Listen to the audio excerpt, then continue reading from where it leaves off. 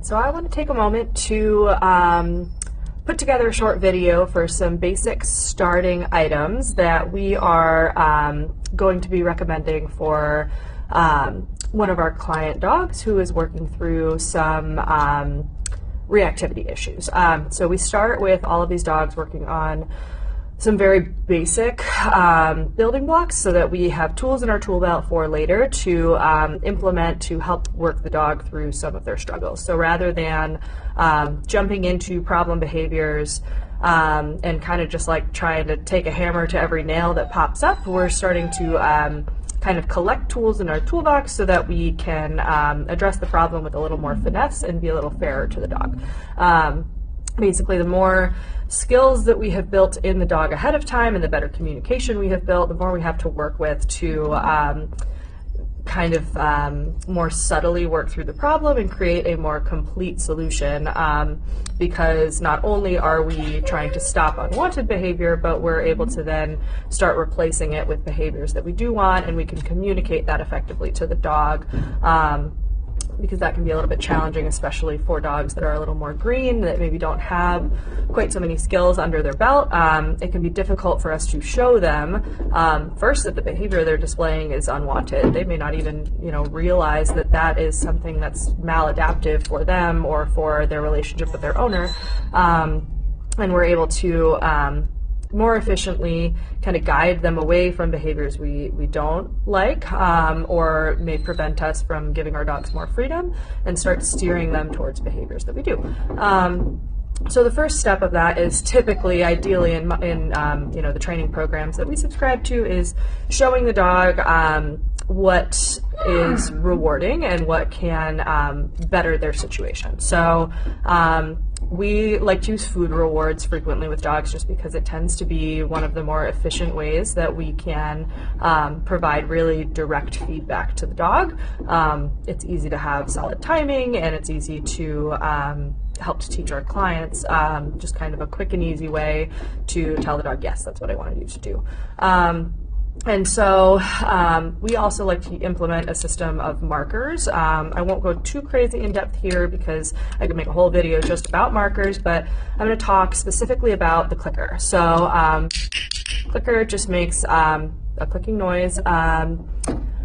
Generally, I don't typically use this tool in most cases just because I find it to be slightly inconvenient. So often when I've talked to clients about whether or not they've used clicker training before, because often it's taught in kind of big box stores or like large obedience, like introductory dog training classes. It's a great tool, but often when I talk to those clients, they'll say, yeah, we used it and we learned how to use it, but we lost it, or we haven't used it since the class. And I think the biggest reason for that is it's just one more thing you have to have on you in your training moment. So often we'll use verbal markers instead of an actual clicker. But for cases where I have a dog that's really struggling, especially with reactivity or low-level aggression, I like to use a clicker because it's a very novel sound and it's very attention-getting. So it's a little more likely that the dog will notice that and have that breakthrough moments of tension or conflict in the dog where they're struggling a bit more to focus on the feedback they're getting from the handler. So I'm going to do a short video on how I introduce this. Basically, what we want the clicker to do is predict the food reward. So in the beginning, I'm going to be doing what's called charging the marker, where basically I start pairing the sound of the clicker with a reward. And the timing of this is important.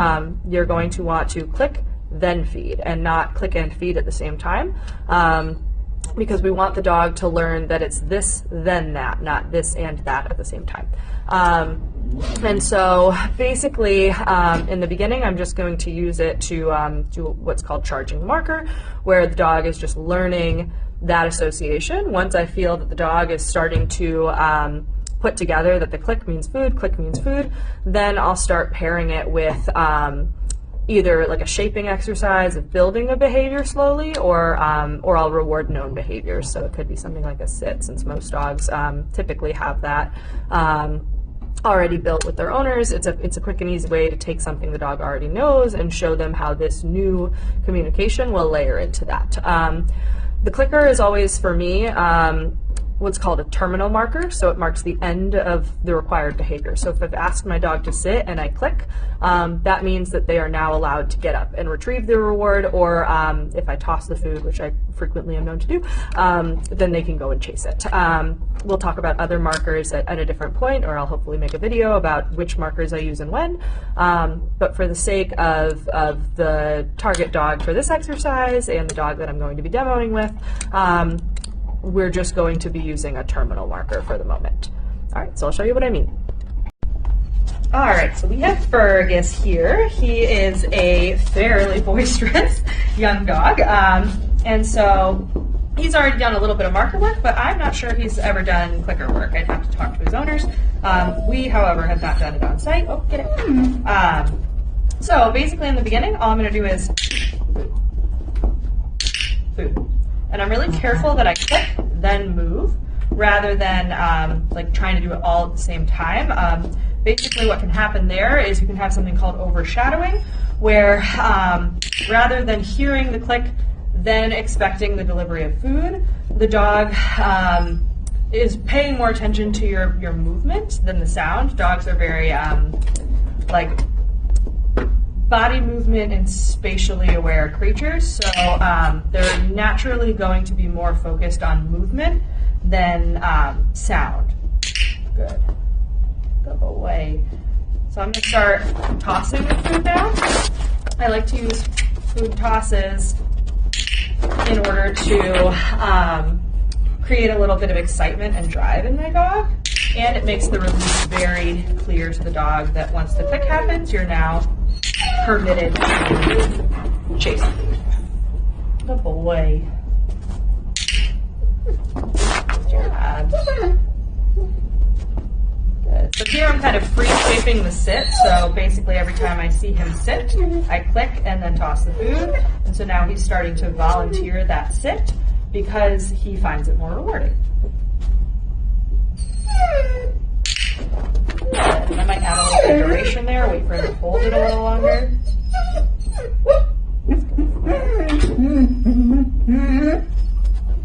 Good boy.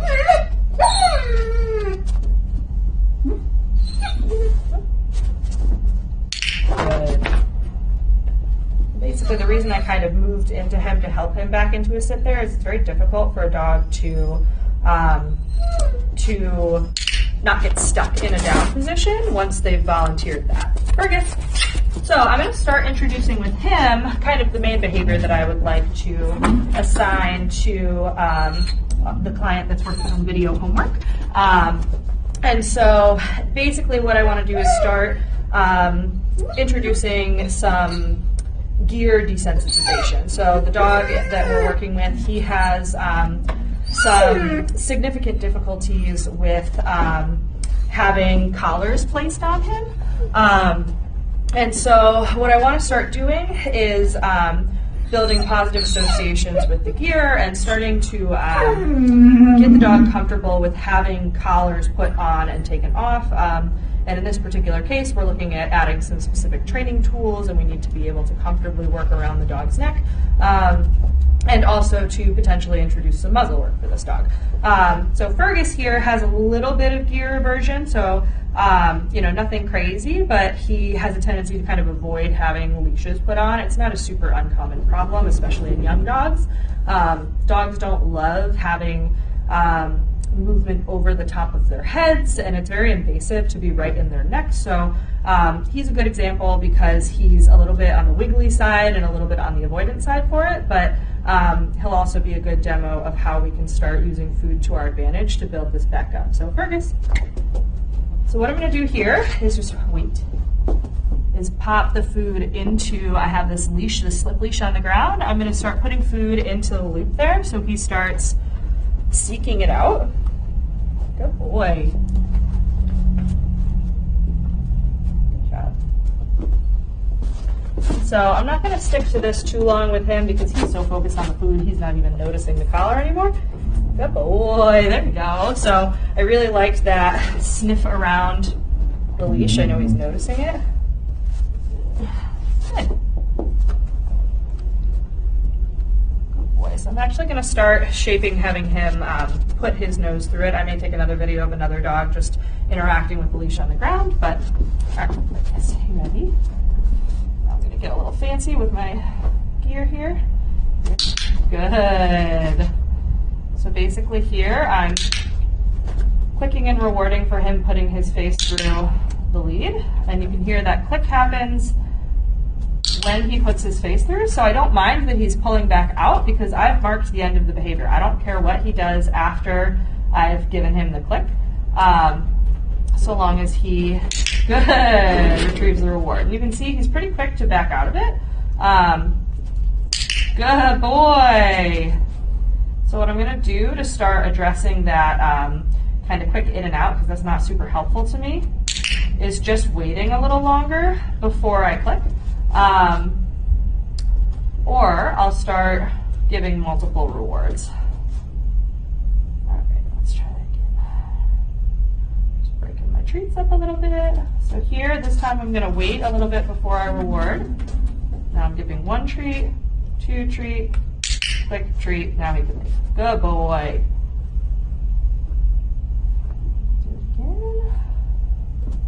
Good. Good boy. Good. Very nice. Just do 1 or 2 more. I don't want to beat it into the ground. What I can also start doing is putting this on command. So now that he's volunteering the behavior consistently, I'm going to use the cue suit up. Just personal preference. You can say collar up, whatever it is that you want to give your dog as a command to say, hey, I'd like you to interact with the gear. Are you ready?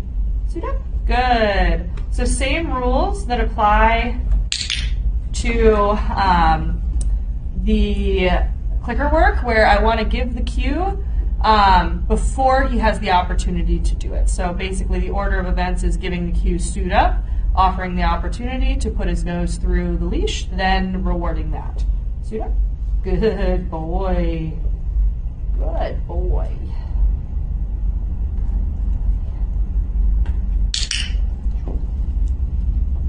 I'm actually going to start throwing the food because now he's getting so good at holding his head in there that he isn't naturally releasing from it, which is not bad, but I'd like to be able to play a little bit of a game with this. So, suit up. Good. A little messy, my treats are a little squishy. Suit up. Good boy. Good. Good boy. Suit up. Now I'm going to start making it a little quicker. Suit up. Yeah. Suit up. Suit up. Yeah, there we go. So that's what I'm looking for, is I want him to kind of quick release from the leash in anticipation of the food toss here. And all I'm doing is I just want to build a really strong, drivey behavior. Good boy. And I'll do a balancing act. I want to work on that kind of nice, static, rewarding multiple times so I don't have this kind of in and out frequently. I want him waiting for the click before diving his head back out. But basically I'm doing a balance of stability and enthusiasm here. I don't want it to become just like a super boring drill.